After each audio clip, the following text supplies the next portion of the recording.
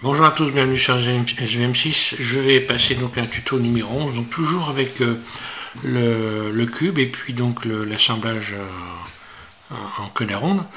Et donc cette fois-ci, je vais donc développer sur une autre méthode, une autre façon de procéder, donc qui nous a été indiquée donc par ici on va voir dans les commentaires, donc une personne ici donc le Blender masqué, hein, j'imagine il doit y avoir une faute d'orthographe hein, sûrement. Hein. Donc le Blender masqué, donc qui propose une solution extrêmement intéressante. Il y a de la matière grise dans ce pays pour pouvoir réaliser donc cet assemblage d'une autre façon. Alors moi je me suis servi de cette vidéo, vous pouvez la regarder. Hein. Il n'y a pas de parole, mais bon, on comprend très bien ce qu'il est en train de faire. Moi je me suis inspiré de sa façon de procéder pour pouvoir l'ajuster de manière à ce qu'elle soit précise pour pouvoir imprimer. Donc, je fais à peu près tout comme lui, sauf qu'il y a quelques éléments qui vont changer un petit peu dans la façon de procéder. Donc, je vais vous faire cette démonstration.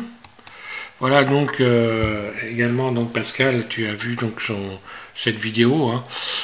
Donc, on va utiliser ici donc Offset Edge. Hein, pour faire ça, et je vais repartir donc sur une autre fenêtre et c'est reparti pour donc une nouvelle solution. Donc déjà merci à le Blender masqué, n'est-ce pas? Et puis voilà, donc ça permet d'avancer. Il y a toujours des gens qui viennent se greffer, c'est sympa. Voilà, alors je vais recommencer, je pars sur une autre fenêtre. Voilà, on est donc sur la version 2.82 de Blender. Ok, je vais rajouter donc un plan. Je pars sur un plan, ajouter un plan, voilà. Puis je vais aller tout de suite modifier le système métrique. Hein. Donc je clique ici sur cette icône. Voilà. Et donc dans métrique, alors ça c'est ce qu'il n'a pas fait, mais j'imagine que voilà, c'était juste pour la démonstration, autrement il aurait pu le faire sans problème, voilà. Donc 0.01, ok. Et ici, non pas centimètre, mais millimètre, voilà. Donc on repart, si je clique sur le N, on voit que mon plan ici fait 20 mm par 20 mm. Donc je vais faire une rotation RX 90, voilà. Ok. Et je vais pouvoir l'emmener en mode objet. Alors là, je vais carrément... je vais en mettre uniquement, je rajoute 4 rayons, je vais faire deux queues d'aronde tout simplement, hein, sans aller chercher les complications. Je pourrais en rajouter plein d'autres, hein, mais voilà. Alors un clic gauche, ok. Deux clics gauche. Ici, je sélectionne cette arête ici. Je vais aller chercher le système métrique pour avoir des queues d'aronde voilà, bien régulières. Donc je sélectionne le système métrique. Longueur d'arête, ok. Et donc là on voit que j'ai 4 mm ici. Donc extrude, puis un clic roulette et je vais chercher donc 4 mm en appuyant sur Shift. Là on voit, donc je fais un carré en fait d'1 mm par 1 mm. Alors, je vais y aller doucement. Là. Donc là j'ai dans les dimensions, j'ai 4 mm partout. Hein. Donc maintenant je vais sélectionner cette arête-là, celle-là, celle-là et celle-là. Et je vais simplement faire surface S. Voilà. En mode individuel, pardon. Je vais me mettre en mode individuel ici. Origine individuelle et surface. Donc là je vais avoir tout de suite les queues d'aronde qui sont donc parfaitement bien proportionnées. On a entre les écarts qui sont ici et ceux-là, il y a la même dimension. Donc voilà, je vais faire, on va dire, allez, 5 mm. Je recommence, je fais surface pour avoir un chiffre rond, là. Donc là, j'ai 5, 5, 5, etc. Voilà, ensuite, bah, je vais me mettre en mode vertice. Donc je clique sur le 1 au-dessus de mon pavé, des lettres de mon pavé numérique, de mon clavier. Hein. Je désélectionne tous C, je sélectionne ici les vertices, X vertice. Et ensuite, ici, mode arête, je clique sur le 2 de mon clavier. Le 2 et je vais donc faire X supprimer ces arêtes là. Donc j'obtiens ça. Après on peut, j'aurais pu les abaisser, hein, mais bon, j'obtiens ça. Alors là je vais agrandir un petit peu les bords ici pour avoir après par la suite que ça soit plus simple. Je sélectionne ici ça, je vais me remettre ici en mode barycentre, hein, et puis par exemple utiliser l'outil de transformation pour agrandir un peu ça. Voilà, une fois que j'ai fait ça, ben, je sélectionne tout, A, et effectivement là on va aller utiliser pour découper, on va faire un outil de découpe encore une fois, hein. Je vais donc aller dans éditer, et là Mesh Tool. Donc la Mesh Tool, c'est celui qui nous a été proposé d'installer par Didier Nebreda très récemment, hein. Donc je clique sur Edge Tool, voilà, et ici Offset. Voilà. Offset, ça m'ouvre, hop là, Offset Edge, là, voilà. Donc voilà ce que ça donne. Ici, je vais juste modifier la valeur qui est là, et je vais mettre 0.025. Et là, je vais tout de suite avoir le bon écart entre les éléments. Là, ici, donc maintenant, j'ai bien entre les deux éléments ici 0,25 mm. On va le constater en sélectionnant tout. Je sélectionne tout, A, je fais F, je ferme, et là, on voit que j'ai 0,25 mm là, voilà. Alors le problème qu'on a, c'est que donc si je me fie, donc Pascal, tu vas regarder cette vidéo, si je me fie à la vidéo que toi tu as fait, donc ici en fait je dois avoir très peu d'écart ici et ici, puisque c'est la base. Donc voilà comment j'ai fait moi. Donc là encore une fois, le tuto, donc la démonstration vidéo que nous a fait le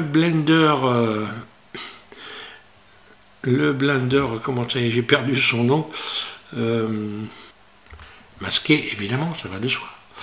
Donc je vais rajouter un petit plan, voilà. Je rajoute un plan, alors le plan il est là, hein. Alors je vais agrandir un petit peu sa surface sur X, voilà, je vais faire donc S, X, voilà, je l'agrandis un peu pour qu'il passe, je me mets en vue 1, et puis je vais le déplacer, G, Z, et je vais m'en servir d'outil pour découper la base ici, parce qu'on ne peut pas bouger, ça ne sert à rien de bouger les vertices, autant faire tout ici directement. Donc G, Z, voilà, hop, je positionne comme ceci, voilà, je peux zoomer, G, Z, ok, et là je vais faire une découpe, voilà. Voilà, ok. Donc là j'ai plus qu'à tout sélectionner par exemple, et je vais aller dans face, ici, et intersection. Donc je vais faire intersecter couteau. Inté gauche, là ici je sélectionne auto intersection, voilà, donc là ça a découpé, voilà, donc là si on regarde mon plan, voilà ce que ça donne. Si je sélectionne une face et que je fais CTRL L puis X face, là, donc ma pièce a été découpée. À partir de là, j'ai plus qu'à supprimer les faces qui me gênent ici, là, voilà. Et c'est bon, je fais X face, voilà. Voilà, il me reste ça. Donc là, j'ai une toute petite surface. Bon, faut peut-être se méfier, je sais pas. Alors j'espère que ça va pas générer des problèmes d'en avoir une si petite que ça. Là, j'aurais peut-être pu faire un peu plus grand. Mais bon, c'est pas grave. Le principe est là. De toute façon, ça a déjà fonctionné puisque j'en ai fait l'expérience. Je vais en rajouter donc un autre et je vais découper le haut aussi. Donc ajouter un plan. Alors j'aurais pu le faire en ajoutant deux plans aussi, hein. Je ne l'ai pas fait parce que tout simplement la première fois que je l'ai fait ça m'a créé un problème. Donc là je l'ai fait un par un, G, Z, les découpes je les fais une par une, voilà. Allez, je vais chercher ça, je mets à peu près la même épaisseur que là, je sélectionne tout A, puis je vais dans face et donc là il n'y a plus besoin de régler, voilà, tout est fait directement puisque là tout est resté correct. Voilà. CTRL L X face, voilà. Et je supprime celle-là et celle-là. Donc X face, voilà. Et là, on va pouvoir contrôler qu'on a bien ici. Donc là déjà, je vais en mode objet, hein, et je vais faire un CTRL A, toute transformation, un clic gauche, là, voilà. Comme ça, je vais pouvoir maintenant contrôler que j'ai bien ici la bonne dimension, ici, le bon écart. on va faire cette expérience tout de suite. Donc si j'essaye de rajouter un rayon, bah, ça ne peut pas marcher. Donc je vais faire une découpe pour voir les dimensions. Hein. Donc là, les dimensions, on ne les voit pas, il faut que j'aille les resélectionner ici. Oui, je ne suis pas dans le mode edit, ça ne risque pas de marcher. Ok, donc je sélectionne tout, voilà, on les voit. Donc si j'essaye, je disais, de rajouter un rayon, ben voilà, ça ne marche pas. Hein. Ce qui est complètement normal. Donc je vais faire une découpe avec le couteau. Et je fais une découpe en étant dans le même angle à peu près que l'inclinaison ici. Voilà, hop, je vais doucement, un clic gauche, barre d'espace, et voilà, j'ai bien 0,25 ici. Et si je faisais ça ici, on pourrait voir exactement ce que j'ai ici. Si je fais un cut, voilà, cut ici. Donc là pour le coup, voilà, donc là j'ai 0,63. Alors, je sais pas comment que ça se passe pour l'imprimante, mais bon, de toute façon, donc Pascal, tu regardes, on peut maintenant garder les espaces de 0,25 sur tout l'ensemble. Hein. Voilà. Et puis là, je peux faire une extension. Hein, j'ai tout sélectionné. Alors là, j'aurais pu retirer les arêtes que je viens de rajouter, hein, qui ne servent à rien. Donc je vais faire un CTRL Z 2 fois, jusqu'à temps que je retire tout.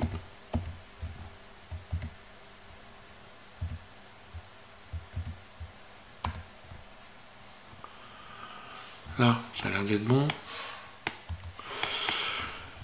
Donc je sélectionne tout. Puis extrude. Hein. Voilà. Extrude. Ok. Donc j'ai mon objet à découper. Je vais lui donner une origine, hein, définir son origine en mode edit, voilà.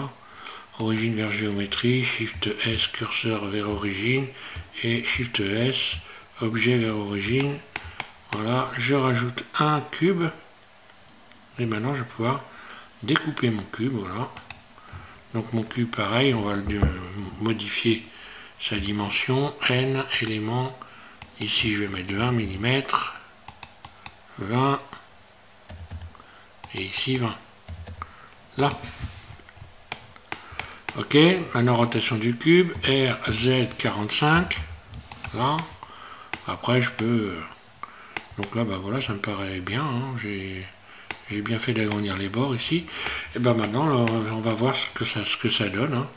Je vais pouvoir donc utiliser une fois de plus ici, éditer, Bool Tool. Et puis voilà, je sélectionne ça, puis ensuite le cube, et hop, et voilà, et ça a parfaitement bien fonctionné. Donc je n'ai plus qu'à aller en mode Edit, CTRL L, puis P, je fais une nouvelle sélection, et normalement, si tout va bien, voilà, j'ai mon assemblage nickel. Et maintenant, si je fais un GY par exemple, GY, voilà, je peux faire coulisser les éléments. Voilà.